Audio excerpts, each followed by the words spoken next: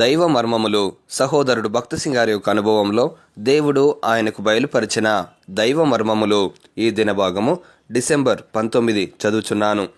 సింహాసనం ఎదుట 7 దీపములు ప్రజ్వలించుచున్నవి. అవి దేవుని 7 ఆత్మలు. ప్రకటన గ్రంథము 4వ అధ్యాయము 5వ వచనము. ప్రకటన గ్రంథములో 7 ఆత్మలు అను పదము పలుమార్లు చెప్పబడెను. ప్రకటన గ్రంథము 1వ అధ్యాయం 4వ వచనము, 3వ అధ్యాయం 1వ వచనము, 4వ అధ్యాయం 5వ వచనము, 5వ అధ్యాయము 6వ వచనము. ఈ వాక్యముల ద్వారా పరిశుద్ధాత్మ యొక్క నింపుదల ఏమిటి అనేది గ్రహించగలము. పరిశుద్ధాత్మ కార్యము ద్వారా ప్రభువు మనలను సింహాసనం మీదికి వచ్చినట్లు చేయును. పరిశుద్ధాత్మకు 7 పేర్లు గలవు. ఇందులో మొదటిది నిత్యుడగు ఆత్మ. హెబ్రీలకు రాసిన పత్రిక 9వ అధ్యాయము 14వ వచనము. నిత్యమైన సంగతుల కొరకై మనలో కోరికలు కలిగించును. రెండవది పరిశుద్ధమైన ఆత్మ. రోమీలకు రాసిన పత్రిక 1వ అధ్యాయము 4వ వచనము. మనము దేవుని పరిశుద్ధతను అర్థం చేసుకొని దేవుడు పరిశుద్ధుడైన ప్రకారము మనమును పరిశుద్ధులముగా అగుటకే ఈ పేరు ఇవ్వబడెను. మూడవది ఆదరణకర్త. యోహాను సువార్త 14వ అధ్యాయము 16వ వచనము. శిష్యులు చింతించుచున్నప్పుడు మిమ్మను అనాథలనుగా విడువను, నేను ఆదరణకర్తను పంపెదను అని ప్రభువు చెప్పెను. ఆయన ప్రేమను మనము సంపూర్ణముగా అనుభవించినట్లు, మన ప్రతి పరిస్థితిలో ఆదరించబడినట్లు ఆయన ఆదరణకర్తగా పిలువబడెను. నాలుగవది సత్య స్వరూపియగు ఆత్మ.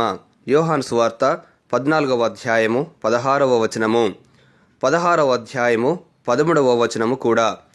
ఈ ఆత్మ ద్వారా మనము సర్వసత్యములోనికి నడిపించబడదుము. ఆయన సత్యస్వరూపి అయిన ఆత్మ రక్షణ మార్గమును తేటగా వెల్లడి చేయును, దేవుని ప్రేమలోనికి నడిపించును, అనేక అపాయముల నుండి కాపాడును.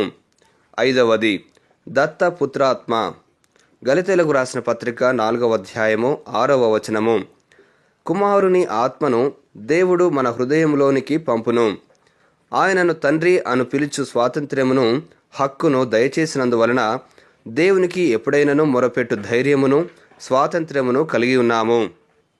ఆరవది శక్తియు ప్రేమయు ఇంద్రియ నిగ్రహము గల ఆత్మ. 2వ తిమోతి 1వ అధ్యాయము 7వ వచనము. శక్తి, ప్రేమ, ఇంద్రియ నిగ్రహములు ఈ 3 ఎప్పుడునూ కలిసి ఉండును. ఈ ఆత్మ మనలోనున్న భయమంతటిని తొలగించును. దేవుని మనస్సును, చిత్తమును, ఏర్పాటును తెలుసుకొనుటకు ఇంద్రియ నిగ్రహము గల మనస్సును అనుగ్రహించును. 7వది అభిషేకించు ఆత్మ. 1వ యోహాను 2వ అధ్యాయము 27వ వచనము. మనము ఆత్మీయమైన సంగతులను ఒక్క దినములో నేర్చుకొనలేము. పరిశుద్ధాత్మ ద్వారా జీవితకాలమంతయు నేర్చుకొనుటకు సిద్ధంగానున్న కొలది అభిషేకము ద్వారా నేర్పించబడదుము. ముగింపు మాటలు. నేటి దినవాక్యం ద్వారా ప్రభు మనలను ఆత్మీయంగా నడిపించి సహాయపడి సమృద్ధిగా ఆశీర్వదించునుగాక. ఆమెన్. దైవజనుడు భక్సింగ్ గారి యొక్క వర్తమానములు, అందులో దైవ మర్మములు, అలసిన వాణిని ఊరడించు మాటలు పుస్తకములు మీ కొరకై ఈ ఛానల్లో అందుబాటులో ఉంచాము.